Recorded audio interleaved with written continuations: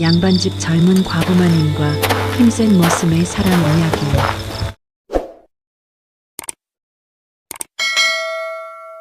양반집 젊은 과부마님과 힘센 머슴의 사랑 이야기. 이 이야기는 단 한 번의 눈 마주침으로 모든 것이 무너진 집안의 기록입니다. 끝까지 들으시면 체면이 사람을 어떻게 조용히 죽이는지 알게 됩니다. 오늘 들려드릴 야담은 사실보다 빠른 소문이 먼저 사람을 베어버린 이야기입니다. 그리고 깨진 등불 하나가 두 사람의 운명을 바꿉니다. 자, 달빛이 기와 위로 흐르던 그의 여름으로 이야기를 옮기겠습니다. 고요한 집, 젊은 과부마님. 그 집은 고을 끝자락에 있었습니다. 산이 등을 받치고 들이 앞마당처럼 펼쳐진 곳. 담장은 높고 기와는 검었습니다. 바람이 불면 오래된 나무들이 사각사각 낡은 소리를 냈습니다. 사람들은 그 집을 윤씨 과부댁이라 불렀습니다. 그 말에는 늘 동정과 경계가 함께 섞였습니다. 젊은 과부마님 윤씨는 29, 혼례 치르고 몇 해 지나지 않아 남편을 병으로 떠나보냈습니다. 그 뒤로 큰어른들이 하나둘 사라졌고 윤씨는 혼자 남은 살림을 붙들었습니다. 웃지 않았습니다. 울지도 않았습니다. 기쁜 일도 슬픈 일도 항상 절제 속에 눌러 담았습니다. 하지만 밤이 되면 방이 넓어질수록 마음은 더 작아졌습니다. 등잔 불이 흔들릴 때마다 벽에 걸린 남편의 초상이 잠시 살아 움직이는 듯했고 윤씨는 그 얼굴을 똑바로 보지 못했습니다. 그저 속으로만 말했습니다. 내가 아직 살아있는 사람이구나. 그 사실이 죄 같았습니다. 조선의 젊은 과부에게 살아있음이란 늘 오해의 시작이었으니까요. 그런 윤씨의 집에 새 머슴이 들어온 것은 바로 그 무렵이었습니다. 머슴 돌쇠. 머슴의 이름은 돌쇠. 장터에서 품을 팔던 사내였습니다. 소 2마리 끄는 힘이 있다 하여 먼저 소문이 났습니다. 키가 컸고 어깨가 넓었습니다. 얼굴은 검게 그을렸지만 눈빛은 맑았습니다. 말수가 적었습니다. 웃음도 크게 짓지 않았습니다. 그가 대문을 들어설 때 윤씨는 안채 문틈으로 그를 잠깐 보았습니다. 신발을 가지런히 벗고 발소리까지 조심스럽게 줄이는 사내. 안채 쪽으로는 한 발도 더 들이밀지 않는 사람. 돌쇠는 고개를 깊이 숙였습니다. 마님, 돌쇠라 하옵니다. 일 시켜주시면 뼈 빠지게 하겠사옵니다. 윤씨는 차갑게 말했습니다. 선은 넘지 말아라. 말도 넘지 말고. 돌쇠는 더 깊이 고개를 숙였습니다. 예, 마님. 그날부터 집안의 고요함엔 새소리가 하나 더해졌습니다. 새벽 우물소리, 장작 쪼개는 소리, 담장 밑 흙 따지는 소리. 돌쇠는 말 대신 일로 존재를 보여주었습니다. 윤씨는 처음엔 경계했습니다. 젊은 과부의 집에 장정이 들어오면 세상은 꼭 이야깃거리를 찾으니까요. 그런데도 돌쇠는 정말로 선을 지켰습니다. 윤씨가 지나가면 한 발 물러섰고 시선을 마주치려 하지 않았습니다. 그 조심스러움이 오히려 윤씨의 마음을 조금씩 풀어놓았습니다. 하지만 이때는 몰랐습니다. 이 침묵이 언젠가 증거로 바뀔 줄은요. 비 내리는 날 장작과 문턱. 초여름부터 비가 잦았습니다. 비는 들을 적시고 산길을 질척이게 만들었습니다. 장작은 눅눅해져 불이 잘 붙지 않았고 마루는 습기로 미끄러웠습니다. 그날 오후 비가 굵어지던 때에 돌쇠는 비를 맞으며 장작더미에 천을 덮고 있었습니다. 윤씨는 창호 너머로 그 모습을 한참 보았습니다. 어깨를 타고 흐르는 빗물, 젖은 옷자락이 등에 달라붙는 모습. 윤씨는 우산을 들었다가 그대로 내려놓았습니다. 과부마님이 머슴에게 우산을 내미는 일, 그 사소한 친절조차 세상은 친절로 보지 않으니까요. 밤이 되었는데 불이 잘 붙지 않았습니다. 방 안이 차가워졌습니다. 윤 씨는 문을 열고 마루에 섰습니다. 비냄새가 훅 들어왔고 마당은 어둑했습니다. 돌쇠는 장작간 아래에서 도끼를 들고 있다가 윤 씨를 보자 곧바로 내려놓았습니다. 마님, 비 맞으십니다. 들어가시옵소서. 윤 씨는 문턱을 넘지 않은 채 말했습니다. 마른 장작이 있느냐? 돌쇠는 서둘러 마른 장작 몇 토막을 품에 안아 들고 왔습니다. 비에 젖지 않은 나무 냄새가 이상하리만치 따뜻했습니다. 돌쇠가 장작을 내려놓는 순간 물방울이 똑똑 떨어져 마루에 번졌습니다. 윤 씨는 그 물자국을 바라보다가 아주 낮게 물었습니다. 비가 차지 않느냐? 그 말이 입 밖으로 나간 순간 윤 씨는 스스로 놀랐습니다. 너무 사람다운 말, 너무 살가운 말. 돌쇠는 잠시 멈칫하더니 고개를 더 숙였습니다. 괜찮사옵니다. 저는 늘 이렇다옵니다. 윤 씨는 문을 닫으려 했습니다. 그런데 돌쇠가 조심스럽게 덧붙였습니다. 마님도 늘 차가우시옵니다. 윤 씨의 손이 멈췄습니다. 무슨 뜻이냐? 돌쇠는 급히 숨을 삼켰습니다. 실언이옵니다. 마님께서 상중이시니 조심하시는 것이지요. 문틈으로 빗소리가 흘러들어왔고 두 사람의 침묵이 길게 늘어졌습니다. 그날 밤 윤 씨는 잠들지 못했습니다. 차가운 것은 집이 아니라 내 마음인가? 그 질문이 빗물처럼 마음을 적셨습니다. 그리고 바로 다음 날 누군가 함정을 팝니다. 첫 번째 사건 도둑과 피.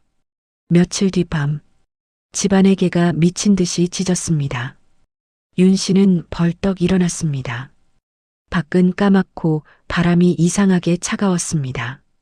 안채 뒤편에서 사각, 담장을 넘는 소리가 났습니다. 윤 씨의 심장이 쿵 내려앉았습니다. 혼자 있는 안채, 늙은 하인들 뿐인 집. 그때 마당 건너편에서 낮고 단단한 목소리가 들렸습니다. 거기 누구냐? 돌쇠였습니다. 돌쇠는 맨발로 마당을 가로질러 달렸습니다. 손에는 도끼자루가 들려 있었고 눈빛은 흔들리지 않았습니다. 검은 그림자가 담장 뒤로 움직였습니다. 도둑이었습니다. 물러나라. 돌쇠의 한마디가 칼처럼 날카로웠습니다. 잠시 뒤 짧은 몸싸움 소리, 흙이 튀는 소리, 나무가 부러지는 소리. 윤 씨는 문턱에 선 채 등잔을 들고 떨었습니다. 도둑이 두려워서가 아니라 돌쇠가 다칠까봐 두려워서. 잠시 후 돌쇠가 나타났습니다. 도둑은 달아났지만 돌쇠의 팔에는 피가 조금 흘렀습니다. 윤 씨는 피를 보는 순간 가슴속에서 무언가가 끊어졌습니다. 상처가. 윤 씨는 한 발 내딛었습니다. 문턱을 넘을 뻔했습니다. 그런데 돌쇠가 먼저 말했습니다. 괜찮사옵니다. 마님 들어가시옵소서. 밤 공기 차옵니다. 자기 피보다 윤 씨의 체면을 먼저 걱정하는 사람. 그날 밤 윤 씨는 약을 준비해 하인에게 전하게 했습니다. 직접 주지 않았습니다. 그런데 하인이 전해준 돌쇠의 말이 윤 씨의 마음을 오래 흔들었습니다. 마님은 늘 문턱에서 멈추시는 분이시다. 그 말 한마디가 마을 전체를 움직이게 될 줄은요. 소문이 번지는 속도. 세상에서 가장 빠른 것은 말발굽이 아니라 혀끝입니다. 도둑 사건 뒤 마을엔 말이 돌기 시작했습니다. 과부댁 머슴이 밤마다 안채를 지킨다더라. 젊은 과부가 문을 열었다더라. 아무 일 없을 리가 있겠냐. 말은 사실을 비틀고 비틀린 사실은 또 다른 이야기를 낳았습니다. 장터에서 어떤 안악이 웃으며 말했습니다. 마님, 요즘 살림이 든든하시겠어요. 밤도 든든하고요. 윤 씨의 얼굴이 하얗게 질렸습니다. 그날부터 윤 씨는 더 단정해졌습니다. 돌쇠를 안채 근처에 두지 않았습니다. 부르는 일도 줄였습니다. 말도 더 짧게 했습니다. 하지만 이상하게도 멀어질수록 존재가 더 크게 느껴졌습니다. 선을 그을수록 마음은 더 선명해졌습니다. 그리고 소문은 끝내 시댁 큰어른의 귀에 들어갔습니다. 두 번째 사건 깨진 등불과 함정. 시댁 큰어른이 찾아왔습니다. 노쇠했지만 말은 무거운 사람. 윤 씨, 너 아직 젊다. 그러나 젊다고 마음대로 살면 안 된다. 윤 씨는 무릎을 꿇고 고개를 숙였습니다. 예, 어른. 큰어른은 낮게 말했습니다. 고을에 말이 돈다. 과부집의 장정 머슴이라 세상이 좋게 보지 않는다. 윤 씨는 숨을 삼켰습니다. 그저 일꾼일 뿐입니다. 큰어른은 차갑게 덧붙였습니다. 세상은 내 말을 믿지 않는다. 그날 밤 안채 뒷뜰에서 등불 하나가 일부러 깨졌습니다. 그리고 누군가가 떠들었습니다. 안채에서 남자 발자국 소리가 났다. 바로 그때 밖에서 돌쇠의 목소리가 들렸습니다. 거기 누구냐? 윤 씨의 등골이 차가워졌습니다. 누가 돌쇠를 함정에 빠뜨리는구나. 문이 벌컥 열리며 큰어른이 등불을 들고 안채 앞에 섰습니다. 윤 씨, 문 열어라. 윤 씨는 문을 열고 나갔습니다. 손은 떨렸지만 눈빛은 굳었습니다. 큰어른은 마당을 훑어보며 말했습니다. 머슴이 안채 근처를 어슬렁거렸다. 너 이 집을 더럽히려 하느냐? 더럽히다는 말이 윤 씨의 가슴을 찔렀습니다. 그때 돌쇠가 마당 끝에서 나타났습니다. 옷자락엔 흙이 묻어 있었고 숨이 거칠었습니다. 하지만 돌쇠는 안채 문턱 가까이 오지 않고 딱 그 선에서 멈췄습니다. 어른, 제가 안채에 든 적은 없사옵니다. 큰어른이 비웃었습니다. 그럼 왜 뛰었느냐? 돌쇠는 잠시 망설이다가 말했습니다. 누가 담장을 넘는 소리가 들려 확인하러 갔사옵니다. 큰어른은 냉정하게 말했습니다. 거짓말이다. 그때 윤 씨가 낮게 말했습니다. 어른, 거짓이 아닙니다. 큰어른의 시선이 윤 씨에게 꽂혔습니다. 내가 어떻게 아느냐? 윤 씨는 숨을 크게 들이켰습니다. 그리고 또박또박 말했습니다. 돌쇠는 선을 넘지 않았습니다. 단 한 번도. 큰어른의 얼굴이 굳었습니다. 그리고 선언했습니다. 내일 당장 머슴을 내보내라. 소문이 더 커지기 전에. 윤 씨는 고개를 숙였습니다. 예. 소문은 사실이 아니라 먹이였습니다. 누군가 그 먹이를 던졌지요. 떠나라는 말, 구원의 칼. 다음 날 새벽 윤 씨는 돌쇠를 사랑채 앞 마당으로 불렀습니다. 누구나 볼 수 있는 자리, 비밀이 되지 않도록. 돌쇠가 고개를 숙였습니다. 마님 부르셨사옵니까? 윤 씨는 한참을 말하지 못했습니다. 목이 말랐고 손끝이 차가웠습니다. 돌쇠야. 이름으로 부른 순간 돌쇠의 숨이 잠깐 흔들렸습니다. 윤 씨가 말했습니다. 이 집을 떠나야겠다. 돌쇠가 낮게 대답했습니다. 마님. 윤 씨는 눈을 내리깔고 이어 말했습니다. 고을에 소문이 돈다. 내가 견뎌도 너는 견디기 어렵다. 돌쇠가 손을 꼭 쥐었습니다. 마님, 저는 아무 짓도 하지 않았사옵니다. 윤 씨가 고개를 끄덕였습니다. 안다. 그래서 더 괴롭다. 돌쇠가 낮게 물었습니다. 마님께서 저를 불편해하시옵니까? 윤 씨는 대답이 막혔습니다. 불편한 것이 아니라 너무 편해지는 것이 두려웠습니다. 윤 씨는 겨우 말했습니다. 불편해서가 아니다. 내가 이 집에 있으면 나도 흔들린다. 돌쇠는 한참 침묵했습니다. 그 침묵은 긴 장마처럼 무거웠습니다. 마침내 돌쇠가 말했습니다. 마님이 흔들리신다면 제가 떠나야지요. 윤 씨는 눈물이 날 것 같아 고개를 돌렸습니다. 그때 돌쇠가 아주 조용히 덧붙였습니다. 마님이 흔들리시는 그 마음이 마님만의 것이 아니옵니다. 윤 씨의 가슴이 쿵 내려앉았습니다. 윤 씨는 낮게 말했습니다. 그 말은 하지 말아라. 돌쇠는 고개를 깊이 숙였습니다.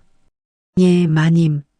떠나라는 말은 이별이었지만 사실은 구원이었습니다. 작은 반전, 돌쇠의 사정. 돌쇠가 떠나기 전날 밤 늙은 마부가 윤 씨에게 조심스럽게 말했습니다. 마님, 돌쇠 녀석이 이 지방과 연이 있다는 소문이 있사옵니다. 윤 씨는 숨을 삼켰습니다. 무슨 연이냐? 마부는 목소리를 낮췄습니다. 예전에 마님 댁 어른들께서 누군가를 내치신 적이 있다더이다. 윤 씨는 그 말을 더 듣지 못했습니다. 조선의 피와 신분, 족보와 낙인. 그것은 사람을 쉽게 부러뜨리는 것. 다음 날 새벽 윤 씨는 돌쇠를 장작간 쪽으로 불렀습니다. 돌쇠야, 너 이 지방과 연이 있느냐? 돌쇠는 잠시 멈췄다가 천천히 고개를 끄덕였습니다. 예. 그러나 마님께 해가 될까 말하지 않았사옵니다. 윤 씨가 낮게 물었습니다. 원망해서 왔느냐? 돌쇠는 고개를 저었습니다. 원망은 없사옵니다. 다만 제 아비가 늘 말했사옵니다. 저 집 담장 안엔 한 사람의 인생이 갇혀 있다고. 윤 씨의 손끝이 떨렸습니다. 그게 나냐? 돌쇠는 대답하지 않았습니다. 하지만 그 침묵이 대답이었습니다. 윤 씨는 그제야 알았습니다. 돌쇠가 지킨 선은 예의가 아니라 윤 씨를 상처내지 않기 위한 선이었습니다. 돌쇠가 낮게 말했습니다. 마님이 흔들리시면 세상이 마님을 찢어먹을까봐 저는 늘 문턱에서 멈췄사옵니다. 윤 씨는 울지 않았습니다. 울면 붙잡게 될 것 같아서 윤 씨는 조용히 말했습니다. 가거라. 떠나는 발자국, 남는 온기. 돌쇠가 떠나는 날 하늘은 이상하게도 맑았습니다. 감나무 잎이 바람에 흔들렸고 흙은 햇빛을 머금어 따뜻했습니다. 돌쇠는 대문 앞에 섰습니다. 등짐은 크지 않았습니다. 윤 씨는 안채 문턱에 섰습니다. 대문까지 나가지 않았습니다. 그 선을 넘으면 무너질 것이 너무 많았습니다. 돌쇠가 마지막으로 고개를 돌렸습니다. 윤 씨는 그 시선을 느꼈지만 끝내 눈을 마주치지 못했습니다. 돌쇠가 말했습니다. 마님 장작간의 마른 장작은 뒤에 더 숨겨두었사옵니다. 겨울에 쓰시옵소서. 윤 씨는 목이 잠겼습니다. 그런 것까지 왜? 돌쇠는 아주 작게 웃었습니다. 마님이 겨울을 춥게 보내실까 봐서요. 윤 씨는 숨을 들이켰습니다. 가슴이 아렸습니다. 하지만 그 아픔이 살아있다는 증거 같았습니다. 가거라. 윤 씨의 목소리는 떨렸지만 단정했습니다. 돌쇠가 대문을 나섰습니다. 발자국 소리가 산길로 멀어졌습니다. 그리고 어느 순간 세상은 다시 조용해졌습니다. 겨울, 마른 장작과 한 줄의 기록. 그의 겨울, 첫눈이 내렸습니다. 윤 씨는 혼자 장작간으로 갔습니다. 돌쇠가 숨겨두었다던 마른 장작을 찾았습니다. 천으로 덮인 곳에 정말로 마른 장작이 가지런히 놓여 있었습니다. 그 옆에 나무 쪽지 하나가 있었습니다. 글씨는 서툴렀지만 정성이 가득했습니다. 마님, 겨울밤은 길고 차옵니다. 불이 꺼지면 마음도 꺼질까 두렵사옵니다. 부디 따뜻하시오. 윤 씨는 그 쪽지를 손에 쥐고 오래 서 있었습니다. 바깥은 눈발이 흩날렸고 장작간 안은 나무 냄새로 가득했습니다. 그날 밤 윤 씨는 불을 지폈습니다. 불은 잘 붙었습니다. 방은 따뜻해졌습니다. 하지만 윤 씨의 눈은 뜨거워졌습니다. 윤 씨는 등잔불 아래에서 혼잣말처럼 말했습니다. 나는 끝내 사람을 사랑하고 말았구나. 다음 편 예고. 사람들은 사랑을 이루는 것만 사랑이라 하지만 때로는 놓아주는 것이 더 큰 사랑이 되기도 합니다. 윤 씨와 돌쇠의 마음은 세상의 문턱 앞에서 멈췄지만 그 멈춤이 두 사람을 부순 것이 아니라 두 사람을 끝내 사람답게 만들었습니다. 사랑은 꼭 손을 잡아야만 남는 것이 아니라 손을 놓았기에 더 오래 남는 법입니다. 다음 이야기에서는 그 함정을 판 사람이 왜 그런 일을 했는지, 그리고 그날 깨진 등불 뒤에 숨은 진짜 속내를 조심스럽게 꺼내보겠습니다.